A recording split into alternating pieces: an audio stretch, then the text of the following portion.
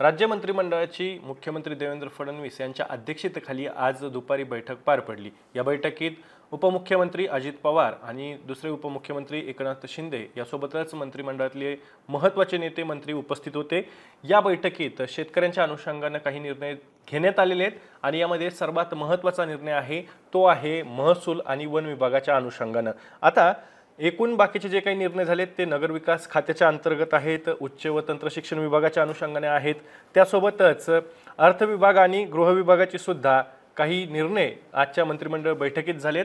तर यातला सगळ्यात महत्त्वाचा शेतकऱ्यांसाठी महत्त्वाचा असलेला निर्णय कुठला आहे तर तो आहे भूसंपादन पुनर्वसन पुनर्वसाहत करता उचित भरपाईचा आणि पारदर्शकतेचा हक्क अधिनियम 2013 चं कलम 30.3.72 व 80 मध्ये भूसंपादनाचा मोबदला विलंबाने अदा करताना आकारण्यात येणाऱ्या या व्याजदराच्या तरतुदीमध्ये सुधारणा करण्याचा निर्णय। वरवर बघता या प्रशासकीय भाषेतनं यातला नेमका अर्थ काय याचा म्हणजे ही सुधारणा नेमकी कोणती करण्यात आलेली आहे, कशाच्या संदर्भातली आहे हे कळत नाही।